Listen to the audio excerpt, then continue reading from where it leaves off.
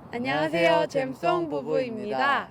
오늘은 날씨가 좋아서 야외에서 촬영을 진행하도록 하겠습니다. 조금 시끄러울 수 있겠지만 양해 부탁드리겠습니다. 이번 편은 이제 총 3편 중에 마지막 편으로 촬영 편집 그리고 에베레스트에 관한 질문으로 Q&A를 만들어 보도록 하겠습니다. 우선은 촬영 편집에 대해서 질문을 시작해 보겠습니다.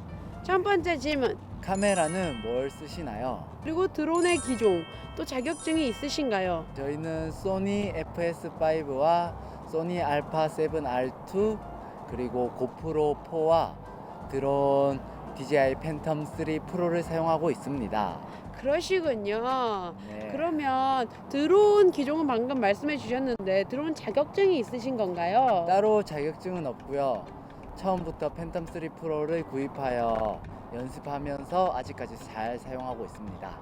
아, 정말 잘 사용하고 계시네요. 벌써 몇 네. 년째 사용하고 계신 건가요? 벌써 2년이 다 돼가는 것 같습니다. 저희는 사실 조금 작은 기종으로 바꾸고 싶은 마음이 있어요. 왜냐면 여행할 때 팬텀이라는 큰 기체 때문에 가방 하나를 더 들어야 되거든요. 그런데 아직까지 너무 잘 날고 있어서 아직 팬텀 3를 쓰고 있습니다. 곧 언젠가 바꾸겠죠? 그리고 다음 질문.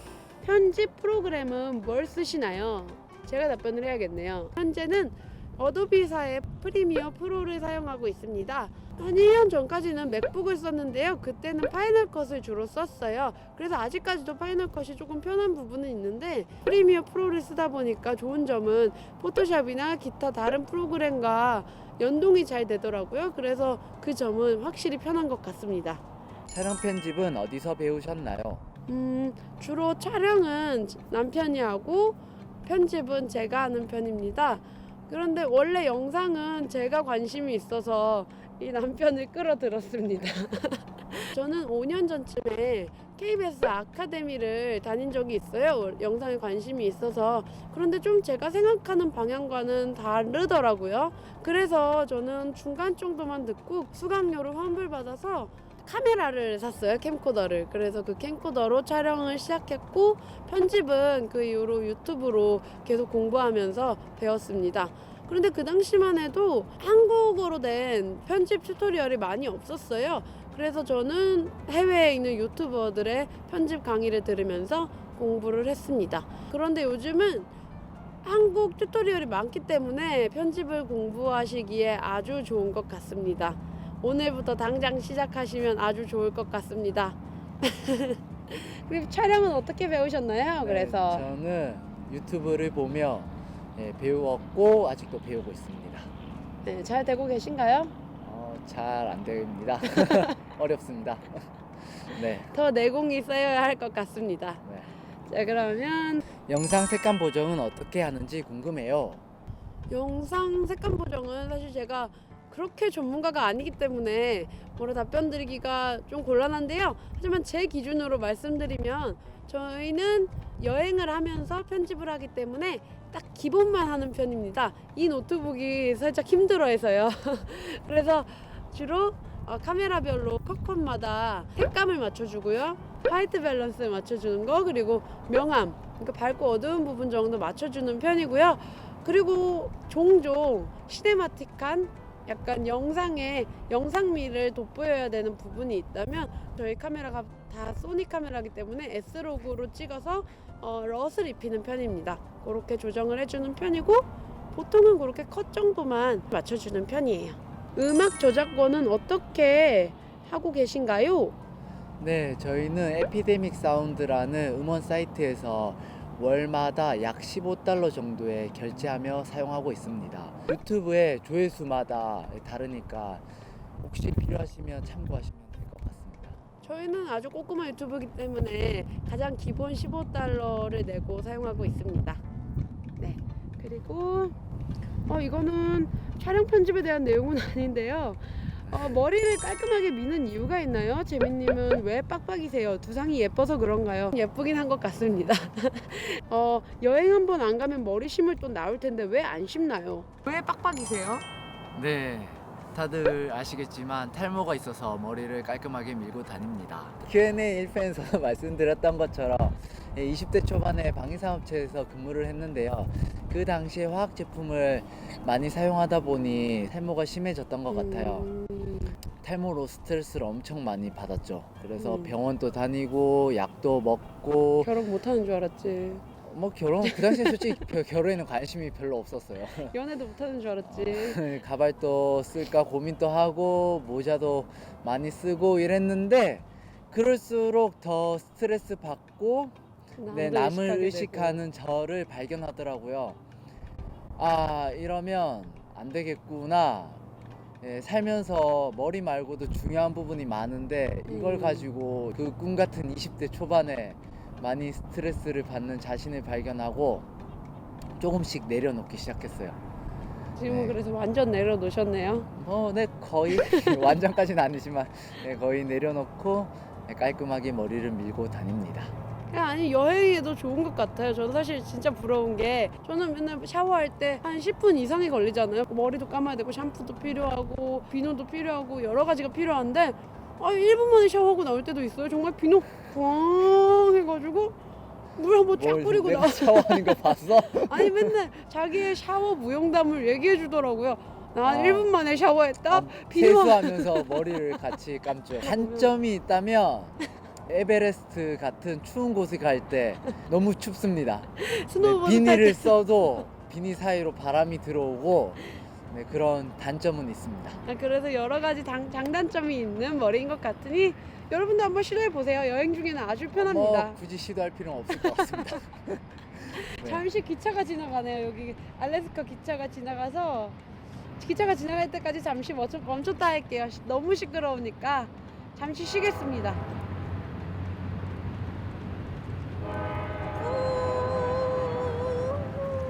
자, 이제 갔다. 끝났다. 오케이. 이제 다음 다시 질문을 Q&A를 시작하겠습니다. 또 이것도 촬영 편집과 에베레스트에 관련 없는 질문인데 네. 구독자와의 만남은 안 하시나요? 구독자 10만 Q&A 가나요? 어떻게 할 생각이신가요? 네, 먼저 지금 이 Q&A를 하고 있는 순간에도 구독자 2만이 다가오고 있습니다. 네, 와! 다시 한번 감사드리며 만명 Q&A를 하면서 2만이 다가온다는 건 정말 꿈만 같네요. 그만큼 우리가 영상을 늦게 만들고 있다는 거죠. 영상을 만드는 속도가 매우 느리다는 것에 또 한번 반성하고 갑니다. 구독자 10만이 되면 Q&A는 하지 않고요. 구독자의 만남을 할 생각입니다. 저희가 어디에 있더라도 구독자 10만이 되면 한국으로 들어가겠습니다. 서울이든 아니면 고향인 울산이든 한번 투표를 통해서 구독자의 만남을 진행해 보도록 하겠습니다. 하면 오실 거죠? 저희 둘만 가는 건 아닌지 모르겠네요. 이것은 여행 추가 질문인데요. 네. 표를 구할 때는 어느 사이트나 혹은 어떻게 구하시는지 알려주실 수 있나요? 어떻게 구하시나요? 저희는 주로 스카이스캐너라는 그 많이 쓰는 항공권 검색 프로그램 있잖아요. 그걸로 다음 여행지가 정해져 있지 않을 때는 어디든 에브리웨어로 해서 가장 가격이 저렴한 시기를 골라서 주로 출발하곤 했었는데요. 거기 안 뜨는 곳도 많더라고요. 그래서 저희는 최근에 카약이라는 사이트를 이용하기 시작했어요. 다른 연결편으로 해서 검색되는 루트가 종종 더 나올 때도 있더라고요. 그래서 저희 러시아에서 한국으로 돌아올 때도 카약 사이트에서 좋은 항공편을 발견해서 오기도 했었고요. 그렇게 두 사이트를 주로 이용하는 편입니다. 그리고 한국에서 출발하는 비행편은 그냥 하나투어나 이런 투어 여행사 사이트에 들어가면 종종 출발 임박한 항공편을 사용하면 더 저렴한 항공편을 이용할 수 있습니다. 특히 저희 어디였죠? 그 몽골 왕복 항공권이 99,000원이더라고요. 그래서 뭐 이거 진짜야 하고 우선은 예약을 해봤어요. 아님 환불해 주겠지 하고 예약을 해봤는데 예약이 됐다고 하더라고요. 그래서 그때 11월 달에 몽골 여행을 항공권 10만 원으로 다녀오곤 했습니다. 그런데 주의하셔야 할 점은 제가 스카이스캐너로 외국 사이트를 통해 예약을 했는데 갑자기 사정이 생겨 여행을 못 가게 됐어요. 분명 한 달 전이었는데 환불 수수료를 50%나 떼었습니다. 얼마 냈어요? 그래서 한 50만 원 정도 냈죠.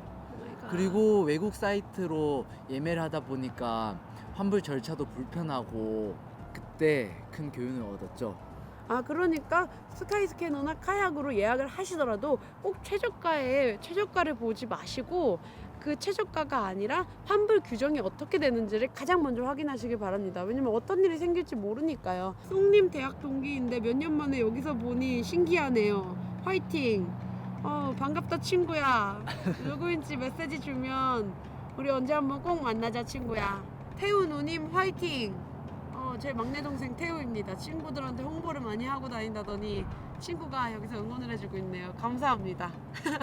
촬영 편집에 대한 마지막 질문. 카메라, 배터리, 보조 배터리 등 비행기 보안 검색대에서 문제된 적은 없으신가요?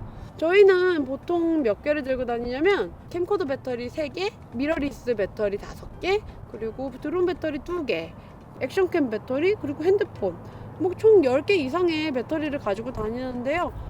저희가 2명이다 보니 이렇게 나눠서 가지고 들어가면 문제가 안 되더라고요. 한 명이 다 들고 들어갈 때도 특별히 문제된 적은 없었고요.